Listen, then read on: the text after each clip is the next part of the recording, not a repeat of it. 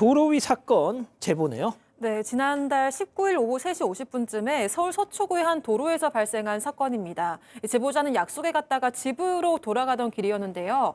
교차로에서 신호를 기다리고 있는데 뒤에서 오토바이 한 대가 1차선에 있던 제보자의 차 앞을 가로질러서 갔다고 합니다.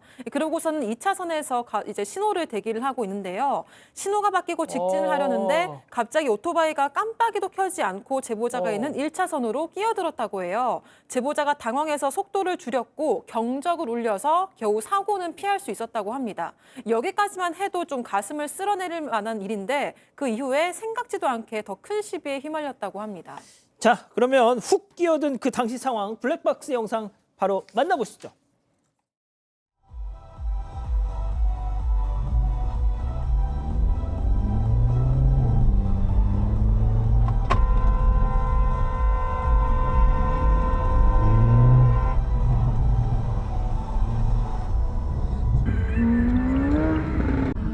차선 지키셔야죠, 사장님. 위험하잖아요. 차선 지키셔야죠. 2차선에서 1차선 들어오셨잖아요.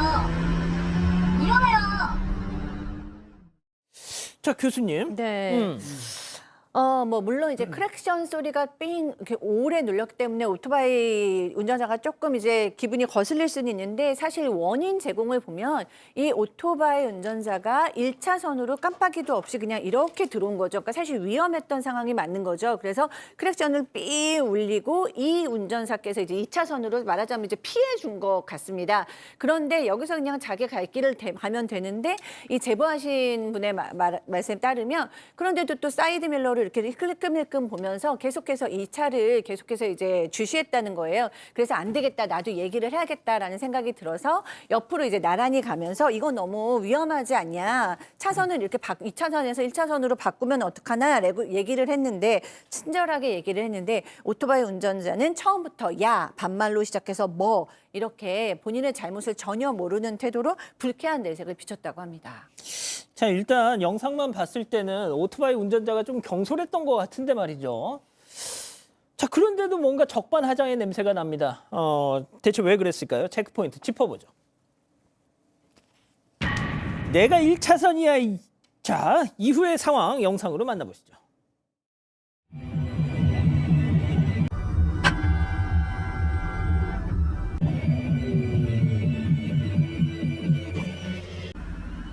아니, 아까 거기가 1차선이 직진차로예요. 2차선도 같이 직진이라고.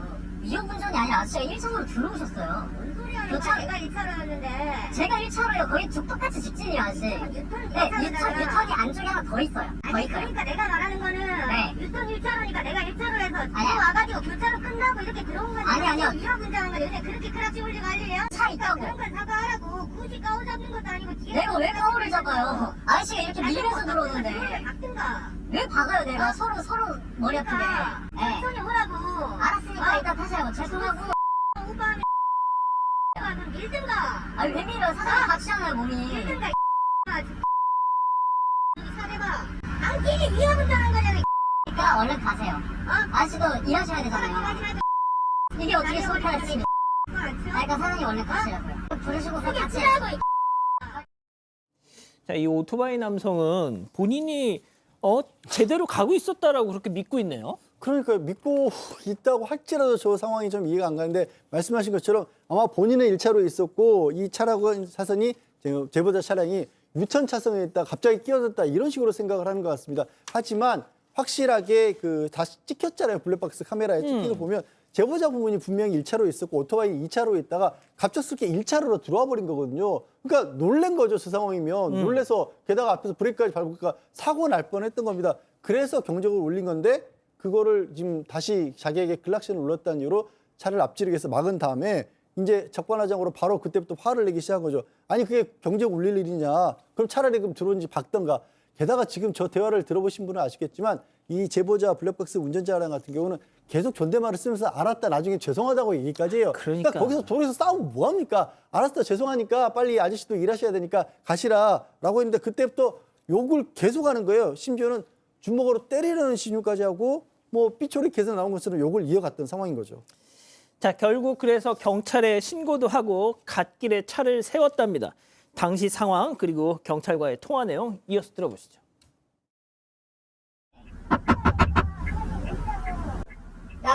경찰님 죄송한데요.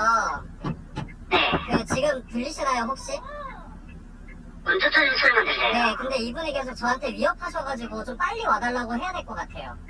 보복운전으로 처벌하실 만한 내용은 아니어가지고요. 보복운전은 차량 자체를 위협해야지 보복운전 특수협박이 되는 거지, 내려서 욕사는 거는 별개의 행위. 그 정도 속도에서 제동에서 내려서 집단에는 뭐 항의 아닌 항의를 한 거지만 그 내용만으로는 보복운전을 처벌이 절대 힘들거든요. 그럼 저도 그냥 이렇게 살아도 문제가 없다는 얘기. 아니 저도 여태까지 그럼 배려하고 살았는데 그럼 이렇게 살 필요가 없는 거잖아요. 제가 착하게. 야, 이거 진짜 방법이 없습니까? 그렇진 않은데 지금 보면 제보자는 오토바이 운전자가 차량을 막아 세운 행위가 하면 보복운전이고 난포운전이라고 생각하고 또 뭐 열린 창문으로 주먹도막 지는 등 위협을 했지 않습니까? 이러기 때문에 위협적으로 느낀 것에 대해서 처벌을 원했는데 현장에 출동한 경찰관은 달리 그 담당 경찰관은 뭐라 했냐면 영상으로 봤을 때, 이 영상으로 봤을 때 오토바이 운전자가 보복운전이나 특수협박으로 처벌할 수 없다라고 말하면서 작은 차가 큰 차를 상대로 위협하면 오히려 지가 피해가 큰데 뭐 위협 문제를 볼 수 없다는 판례가 있다면서 얘기를 했다고 합니다. 이게 설명했는데 그리고 결국 범칙금 3만 원으로 부과되고 끝났다는데 실제적으로 이런 상황 보게 되면 제가 영상을 봤거든요. 근데 차를 가다가 오토바이 가다가 쓰기도 하고 한 거 봐서는 이거 보복운전 그리고 난폭운전으로 처벌받을 수가 있을 거라고 생각이 듭니다.